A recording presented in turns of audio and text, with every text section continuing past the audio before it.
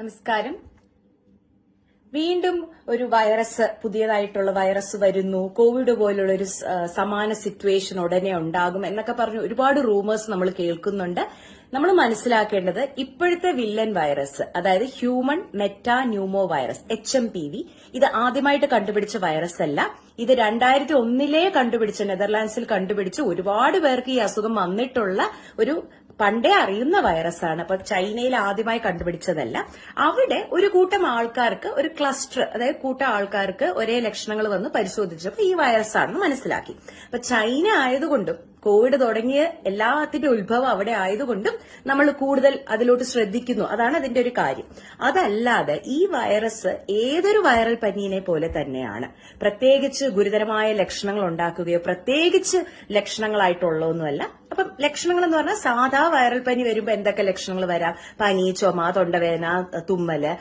കുറച്ച് കൂടിയ സിറ്റുവേഷൻ വരുമ്പോഴാണ് ന്യൂമോണിയയും ബ്രോങ്കൈറ്റിസും ഒക്കെ ആകുന്നത്, അല്ലെങ്കിൽ ശ്വാസകോശ ഫെയിലിയർ, റെസ്പിറേറ്ററി ഫെയിലിയർ വരുന്നത്.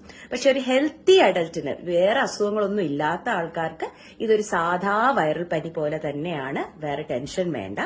പിന്നെ ഏത് വിഭാഗം ആൾക്കാരാണ് ശ്രദ്ധിക്കേണ്ടതെന്ന് പറഞ്ഞാൽ ഇമ്മ്യൂണിറ്റി, രോഗപ്രതിരോധ ശേഷി കുറഞ്ഞവര്, അതായത് ക്യാൻസർ രോഗമുള്ളവര്, കീമോതെറാപ്പി, റേഡിയോ തെറാപ്പി തുടങ്ങിയ മരുന്നുകൾ എടുക്കുന്നവര്, സ്റ്റിറോയിഡ് എടുക്കുന്നവര്, ഓട്ടോ ഇമ്മ്യൂൺ അസുഖമുള്ളവര്, പിന്നെ ക്രോണിക് അസുഖങ്ങൾ, ഉദാഹരണം ക്രോണിക് കിഡ്നി ഡിസീസ് അല്ലെങ്കിൽ ഡയാലിസിസിലുള്ളവര്, കിഡ്നി ട്രാൻസ്പ്ലാന്റ് കഴിഞ്ഞവർ, ഇങ്ങനെയുള്ളവരും ഗർഭിണികളും കുട്ടികളും പ്രായമായവരും, ഈ വിഭാഗത്തിലുള്ളവര് കുറച്ച് മുൻകരുതൽ എടുക്കണം. അപ്പൊ എന്താണെന്ന് പറയാം, വെളിയിൽ പോകുമ്പോൾ മാസ്ക് ധരിക്കുക, പ്രത്യേകിച്ച് ക്രൗഡഡ് പ്ലേസിൽ പോകുമ്പോൾ മാസ്ക് ധരിക്കുക. പിന്നെ നമ്മുടെ ജനറൽ ഹൈജീനിക് മെഷേഴ്സ്, നമ്മൾ കോവിഡ് കാലത്ത് പഠിച്ചതാ, ഹാൻഡ് വാഷിംഗ്, കൈ നല്ല വൃത്തിയാക്കി സോപ്പിട്ട് കഴുകേണ്ട രീതി, തുമ്മലോ ജലദോഷമോ മൂക്കടപ്പോ അതുപോലെ തന്നെ ചുമയ്ക്കുമ്പോൾ കർച്ചീഫ് വെച്ച് വാ കവർ ചെയ്യുക. പിന്നെ നമ്മൾ പുറത്തു പോകുമ്പോൾ മാസ്ക് ധരിക്കുക. പ്രത്യേകിച്ച് നമുക്ക് എന്തെങ്കിലും പനിയോ ജലദോഷമോ ഉണ്ടെങ്കിൽ മാസ്ക് ധരിച്ച് പുറത്തു പോകുക, നമ്മളിൽ നിന്ന് വേറൊരാൾക്ക് കിട്ടാതിരിക്കട്ടെ.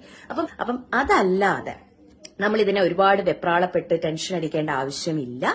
ഹെൽത്തി ഇൻഡിവിജ്വൽസിന് ഇത് കുഴപ്പമില്ല. ഇനി പ്രത്യേകിച്ച് ഒരു ട്രീറ്റ്മെന്റോ മരുന്നോ വാക്സിനോ ഒന്നുമില്ല. നമ്മൾ ഏത് വൈറൽ പനി വരുമ്പോഴും പാരസെറ്റമോൾ എടുക്കുന്നു, പനി മാറുന്നു, നല്ല വെള്ളം കുടിക്കണം, ഹൈഡ്രേറ്റ് ചെയ്ത് വെക്കണം, നീർജലീകരണം വരല്, റെസ്റ്റ് എടുക്കണം, വിശ്രമിക്കണം. അത് തന്നെയാണ് ഇതിന്റെ ട്രീറ്റ്മെന്റ്. അപ്പോൾ ശ്രദ്ധിക്കേണ്ട കാര്യം, രോഗപ്രതിരോധ ശേഷി കുറഞ്ഞവരും കുട്ടികളും ഗർഭിണികളും പ്രായമായവരും, അത് നമ്മുടെ ആരോഗ്യമന്ത്രി പറഞ്ഞതാണ്. അവര് മാസ്ക് ധരിക്കുക. ക്രൗഡഡ് പ്ലേസിൽ പോകുമ്പോൾ നമുക്ക് എല്ലാവരും ധരിച്ചാൽ അത്രയും നല്ലത്. അനാവശ്യമായ ഭീതി ഒഴിവാക്കുക. അപ്പം ഇത് മാക്സിമം ആൾക്കാരിലോട്ട് ഷെയർ ചെയ്യുക.